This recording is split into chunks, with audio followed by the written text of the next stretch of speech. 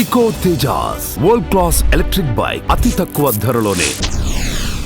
YouTuber Harsha Sai, ఈయన గురించి ప్రత్యేకంగా చెప్పాల్సిన పని లేదు. ఎంతో మందికి హెల్ప్ చేస్తూ యూట్యూబ్ లో వీడియోలను అప్లోడ్ చేస్తూ పాపులర్ అయ్యారు. ఆయనకి చాలా మంది ఫాలోవర్స్ కూడా ఉన్నారు. కానీ ఇటీవల ఆయన చిక్కుల్లో పడ్డారు. బెట్టింగ్ యాప్స్ ప్రమోట్ చేస్తున్నారంటూ ఆ మధ్య ఆయన పైన చాలా మంది కాంట్రవర్షియల్ కామెంట్స్ చేశారు.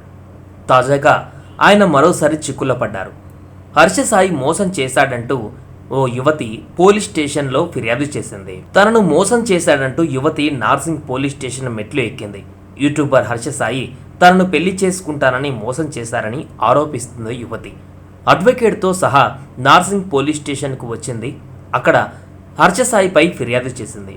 ఫిర్యాదు చేసిన యువతి బిగ్ బాస్ ఓటీటీ సీజన్ 1లో కంటెస్టెంట్గా కూడా కనిపించింది. రీసెంట్గా ఈమె హర్ష సాయితో కలిసి ఓ సినిమా కూడా ప్లాన్ చేసింది. ఆ సినిమా ట్రైలర్ కూడా రిలీజ్ అయ్యింది. ఆ సినిమా పేరు మెగా. ఇటీవల జానీ మాస్టర్ పైన కూడా ఇలాంటి ఆరోపణలు వచ్చాయి.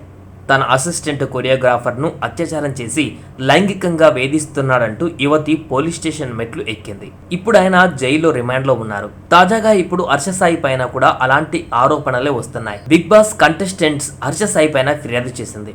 తనను పెళ్లి చేసుకుంటానని మోసం చేశాడని 2 కోట్ల రూపాయలు కూడా తీసుకున్నారని ఆమె ఆరోపిస్తోంది. బాధితురాలికి సొంత ప్రొడక్షన్ హౌస్ కూడా ఉంది. తాజాగా హర్ష సాయి నటించిన మెగా చిత్రానికి కూడా ఈమె ప్రొడ్యూసర్గా వ్యవహరిస్తున్నారు. బిగ్ బాస్ ఓటు ద్వారా ఆమె ఫేమస్ కూడా అయ్యారు. కాగా ఆ చిత్రం ఇప్పుడు మధ్యలోనే ఆగిపోయింది. సినిమా ట్రైలర్ రిలీజ్ చేశారు. ఇప్పటికే ఆ సినిమా రిలీజ్ కూడా అవ్వాలి. కానీ ఇప్పటికే ఆ సినిమా రిలీజ్ అవ్వలేదు. ఇద్దరి మధ్య గొడవల కారణంగా ఆ సినిమా ఆగిపోయింది అన్నట్టు కూడా వార్తలు వస్తున్నాయి. పోలీసులకు ఆమె ఎలాంటి వివరాలు అందించారు, ఎలాంటి ఆరోపణలు చేశారనేది ఇంకా తెలియాలంటే పోలీసులు కూడా దీనిపైన ఇన్ఫర్మేషన్ త్వరలోనే ఇస్తామంటున్నారు.